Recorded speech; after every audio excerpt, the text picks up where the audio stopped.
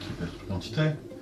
Donc je suis avec Sandrine, qui filme, Lolo, qui filme aussi, David, notre invité.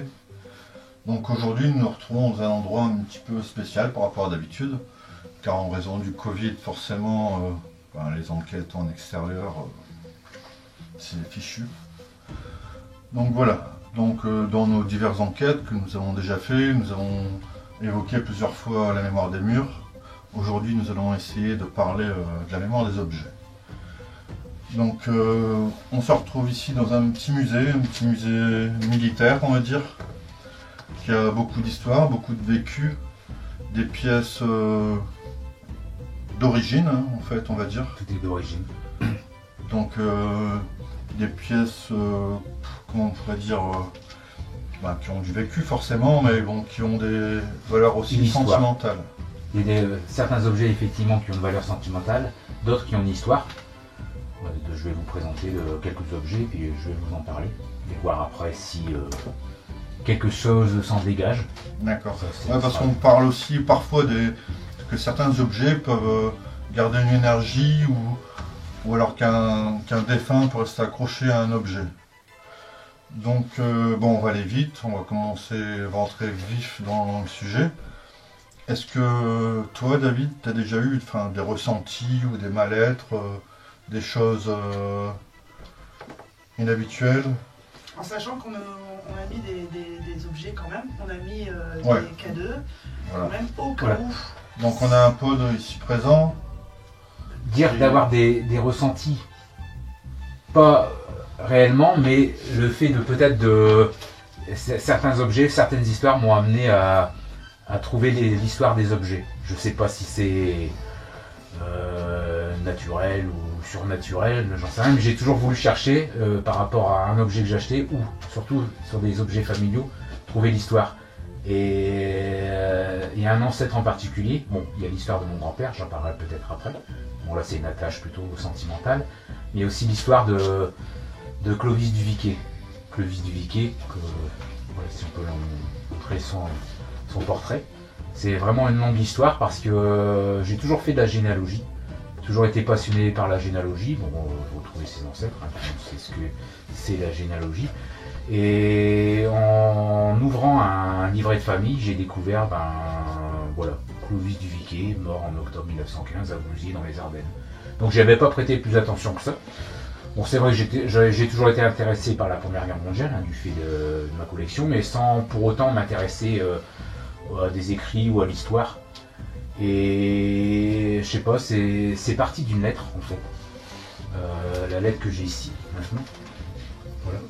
Et quand on la lit, en résumé, je vais pas vous relire la lettre, mais là j'ai ressenti quand même quelque chose.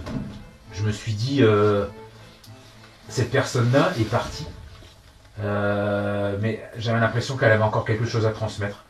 De toute façon, il suffit de lire la conclusion de la lettre. Votre fils qui vous aime pour la vie, Clovis. Et en fait, Clovis, finalement, il n'a jamais revu ses parents parce qu'il est mort pendant une bataille, pendant les offensives de Champagne. Donc il a été gravement blessé le 29 septembre 1915 et il est mort dans un hôpital militaire à Vouziers le 9 octobre 1915. Donc Clovis, en fait, c'est devenu plus qu'une passion. Enfin, c'est devenu un personnage qui est devenu un élément presque, pas moteur de ma vie, mais qui m'accapare beaucoup. Ça a poussé dans tes recherches. Qui m'a poussé, effectivement, dans mes recherches. Je voulais connaître son histoire. Et j'ai l'impression qu'il me poussait plus ou moins à connaître son histoire. Donc j'ai été sur Paris, j'ai écrit en Allemagne, j'ai été voir le lieu de la bataille où il aurait été blessé, j'ai été voir la ville où il était hospitalisé, à Vouziers, où il est mort. J'ai essayé de trouver sa tombe dans le cimetière, mais elle n'existait plus malheureusement. Je vais vous raconter l'histoire. Donc c'en est même devenu tellement obsessionnel que Clovis est devenu mon pseudo quand je vais sur les sites internet, que ce soit historique ou pas historique. J'ai toujours utilisé ce nom comme pseudo, comme un second nom. D'accord. Donc on peut parler de l'invisible quand même. Quelque part par cette lettre, par tes recherches, comme tu nous as dit, tu t'es senti poussé. Poussé comme, c'est vrai que c'est difficile, enfin pour les cartésiens c'est difficile à comprendre, mais poussé comme par une mission en fait. D'accord. Genre, enfin il voulait me dire retrouve mon histoire, dis qui je suis, que j'existais, parce que finalement il avait été oublié par tout le monde. C'est un peu moi qui l'ai sorti de l'oubli. D'ailleurs même quand je suis au boulot, bon ça fait rire les collègues quand je donne mon pseudo même à titre professionnel, Clovis 1915. Ça les fait rire, mais je raconte en même temps pourquoi tu t'appelles Clovis, c'est quoi Clovis 1915. Et je raconte l'histoire. Donc ça m'a permis aussi de le faire revivre à travers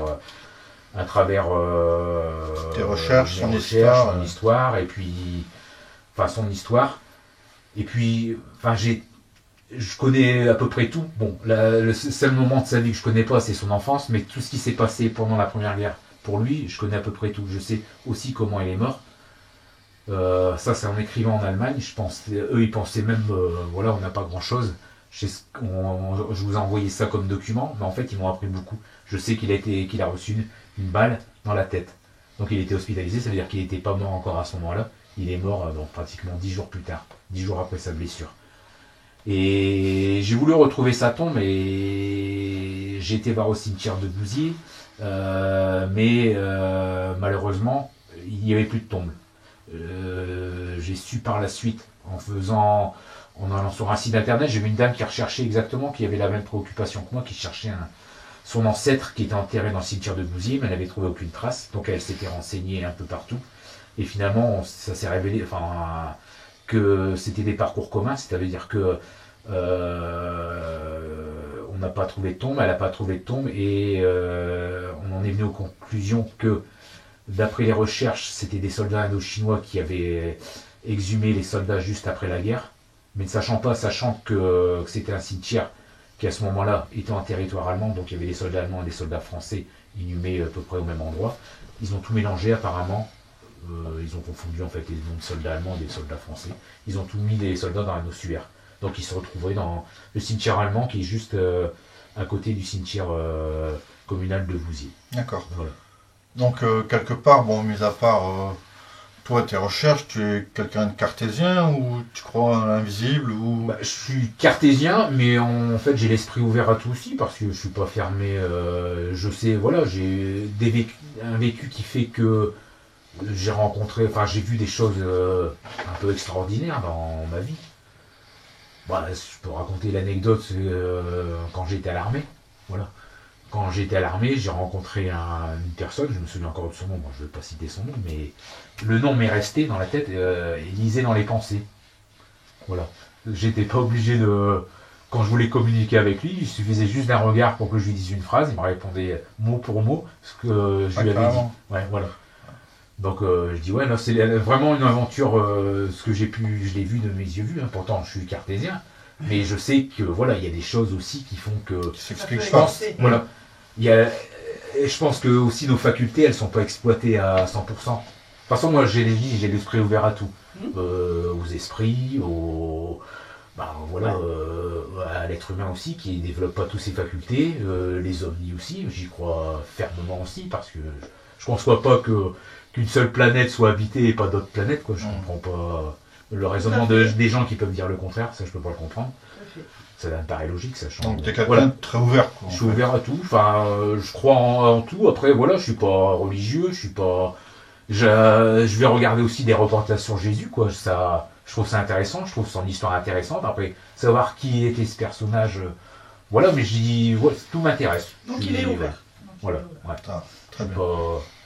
Et donc là, aujourd'hui on va essayer de prendre contact peut-être avec des personnes à qui ont appartenu ces objets. Ton ancêtre Clovis, est-ce que tu as des objets à lui ici? Le seul objet qu'il ait pu toucher, c'est cette lettre. Voilà. D'accord. Parce que ça a été écrit de sa main. Mais j'ai pas d'objet personnel, j'ai sa photo. Les photos, je pense qu'il les a envoyées aussi à ses parents ou ses grands-parents, enfin aux membres de sa famille. Mais vraiment l'objet, voilà, là c'est son écriture, ça c'est sa lettre, c'est le seul document qu'il a eu en sa possession.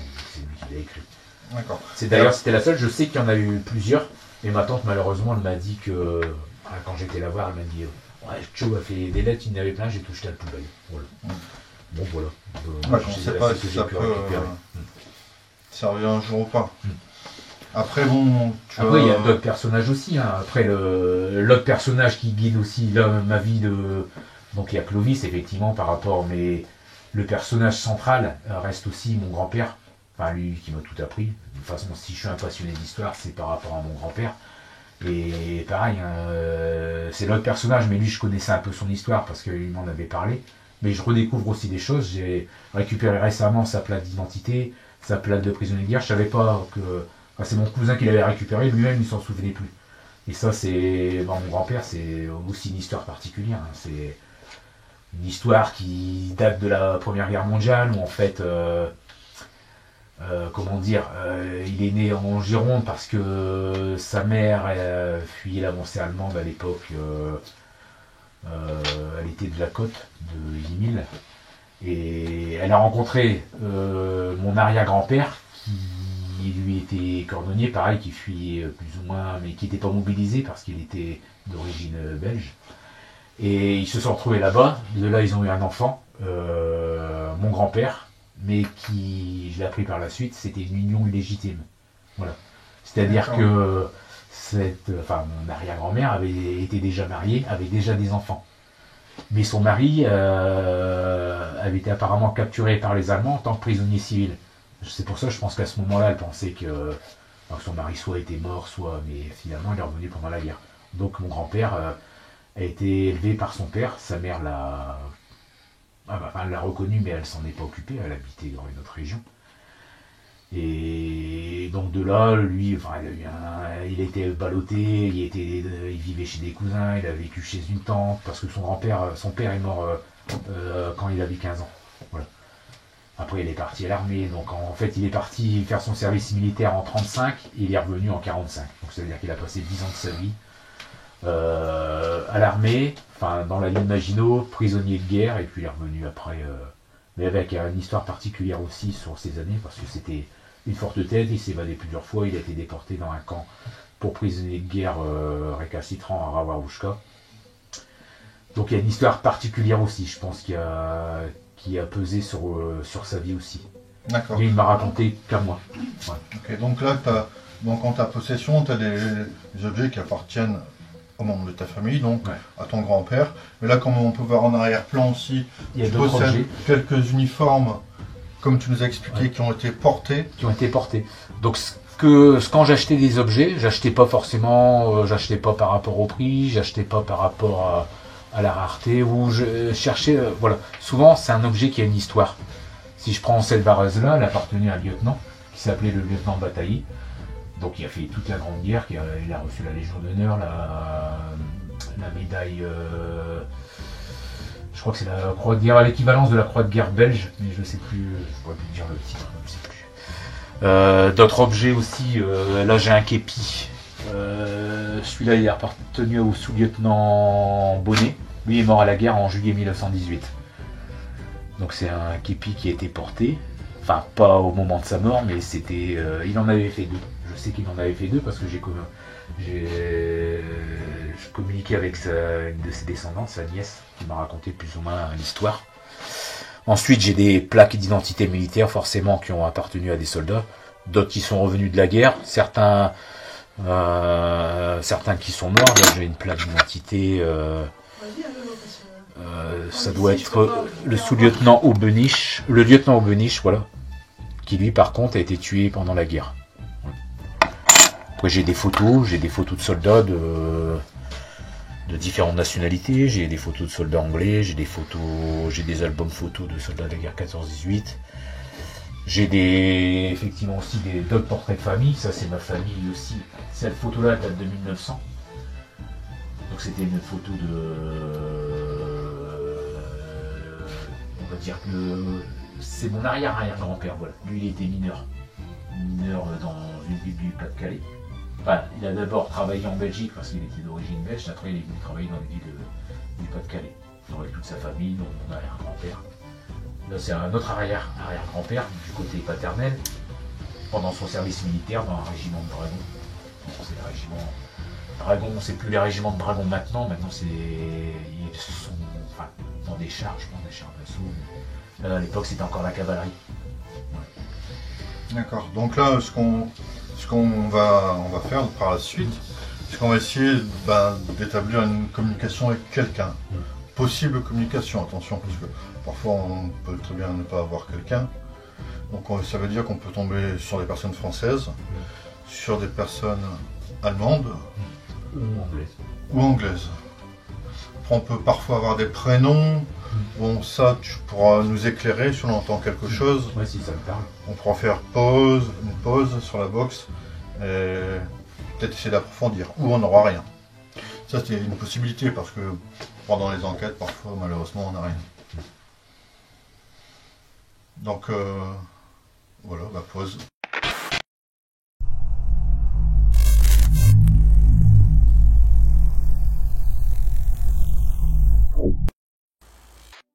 Bon, après cette courte pause, nous avons tenté de rentrer en communication avec quelqu'un, ici présent, nous espérons en tout cas. Donc David, tu pourras poser des questions. Ok. Donc là c'est un balayage de radio, très très rapide. Donc parfois on capte des fréquences radio malheureusement. Bon là il n'y a pas l'antenne de mise, donc ça limite la réception des ondes radio. Donc si une parole, un timbre de voix, une réponse t'interpelle, tu nous le dis. D'accord ? D'accord. Allez, c'est parti.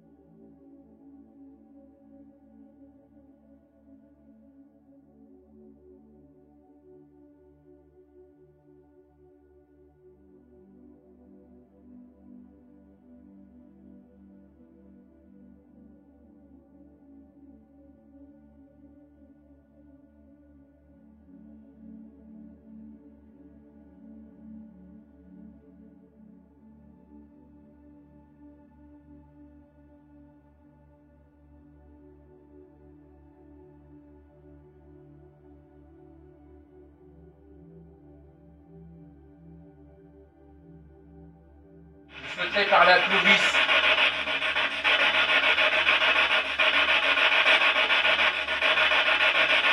Clovis Duviquet, du 402e RI.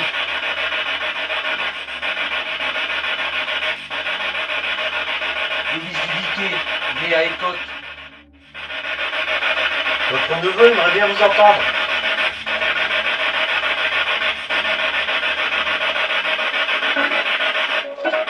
Il a fait pas mal de choses dans votre mémoire, pas mal de recherches.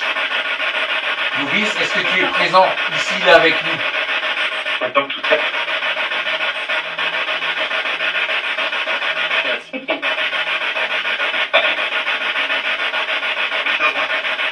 n'avons pas le temps de tout faire.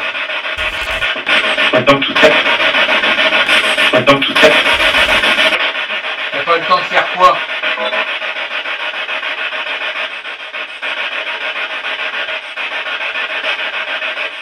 Toi, t'as pas eu le temps de tout faire. Il y a peut-être quelque chose qu'il peut faire pour vous. Qu'est-ce que tu veux que je fasse?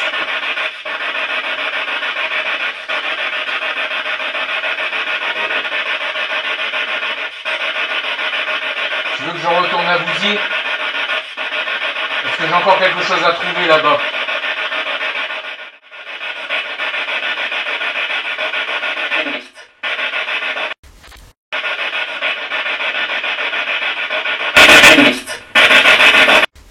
Maintenant, je peux entendre une liste. Une liste. Ça parle pas une liste.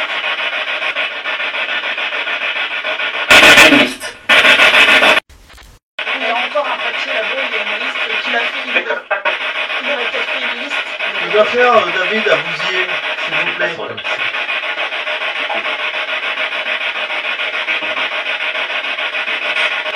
Est-ce que je dois aller dans le cimetière allemand? Est-ce que tu es là-bas? Est-ce que tu es enterré là-bas?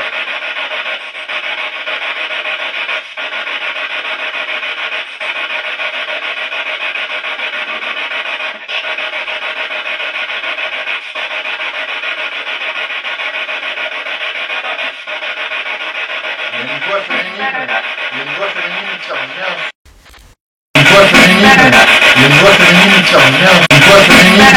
Il y a une voix féminine. Il y a une voix féminine qui revient. Une voix féminine qui revient souvent.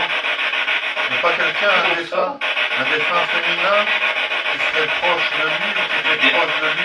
Sœur. Mon arrière-grand-mère. Moi, je pense que c'est ça. Julienne. Est-ce que c'est vous, Julienne?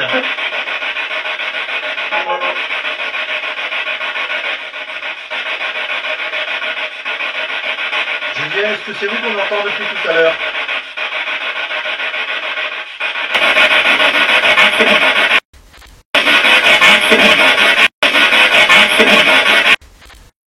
David, il est quoi pour vous? Un cousin? Un neveu? Un petit-fils?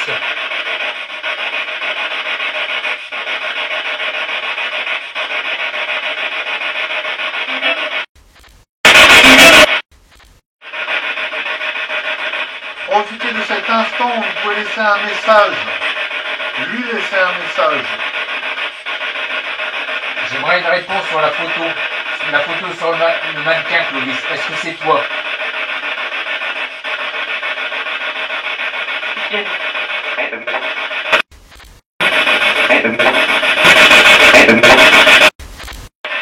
La photo, répondez à Freddy avant qu'on arrête.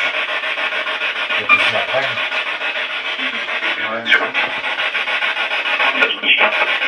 Est-ce que c'est toi? La photo que j'ai dans les mains.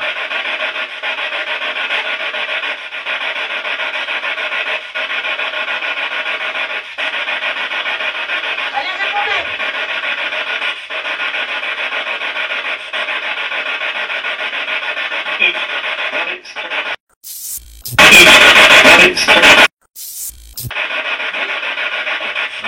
J'ai entendu une voix féminine dire oui.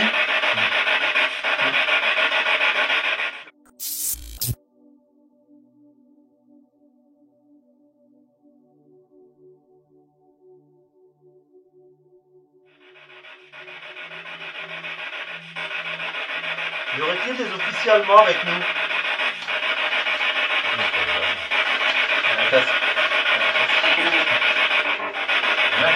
Sprechen Sie Dutch. Merci beaucoup.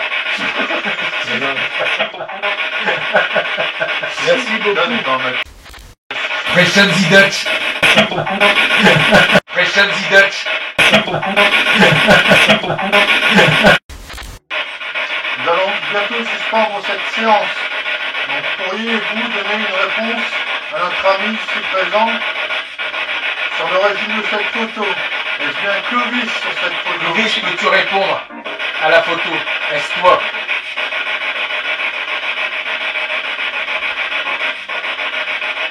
Est-ce que tu veux que je retourne à Bousier?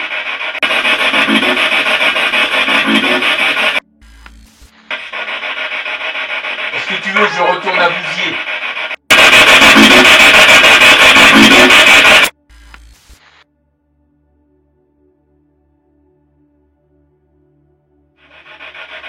Qu'est-ce que j'ai dans les mains?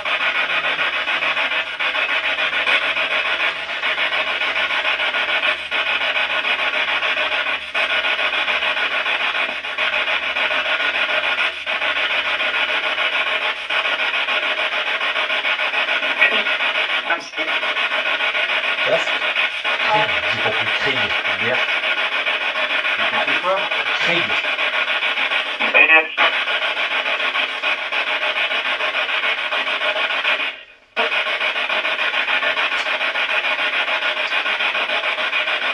Il appartient à qui le casque?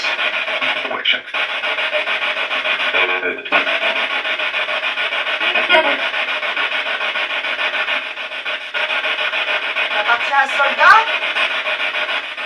Oui ou non?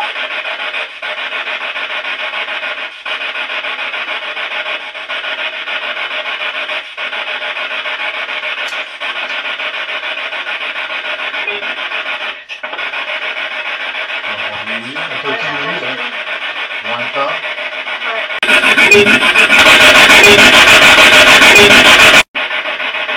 Ça s'appelle comment?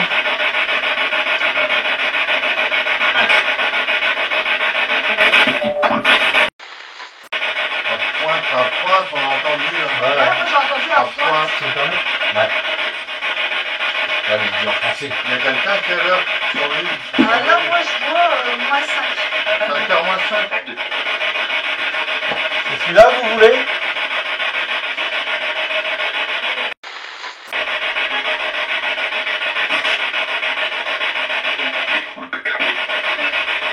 J'ai l'impression qu'il y a quelqu'un qui parle en allemand. Ouais, moi j'entends des trucs allemands, moi. Il y a des mots allemands, j'ai l'impression.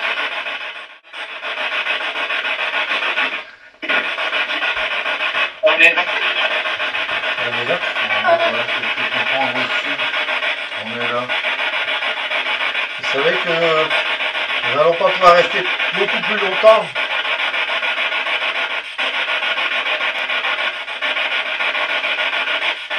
Tout à l'heure, je vous ai présenté la casque allemande, vous m'avez dit à pointe. C'est celui-là que vous vouliez voir?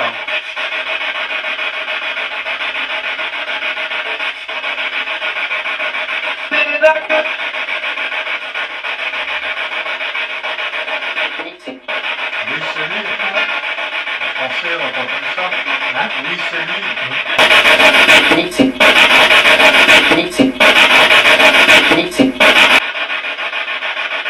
À qui appartenait-il?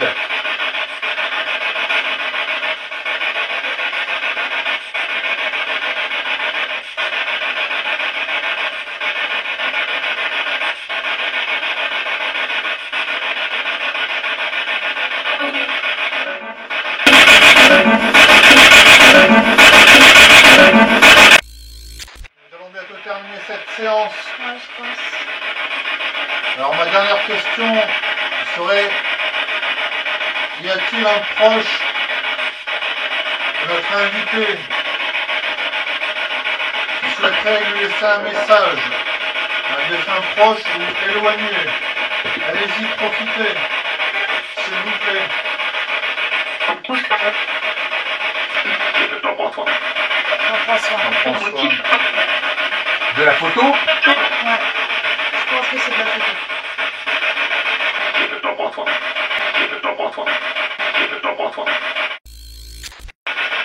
Ne vous inquiétez pas, il en prend vraiment soin, Freddy, de tous ces objets. Il sait que ça appartient à des soldats décédés et surtout M. Clovis, qui appartient à sa famille, c'est ça, hein. Donc il va vraiment prendre soin de tous vos affaires. Est-ce que tu as un message, Freddy? Quoi? Un dernier message à Non. lancer. Moi? Tu peux parler comme ça, dire. Je pense que je vais juste retrouver. Faut que je retourne à Bouziers. Et je vais aller dans le cimetière allemand. Parce que je pense que tu es là-bas. Enfin, que tu es inhumé là-bas. Est-ce que je dois aller là-bas? Est-ce que c'est vraiment là-bas que je dois aller?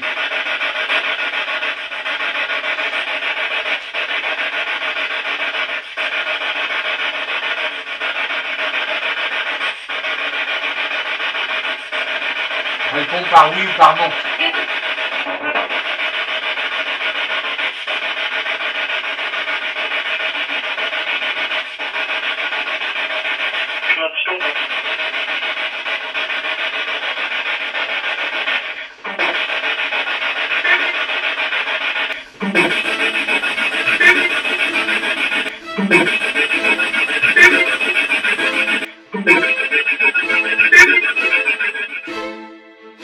Thank you.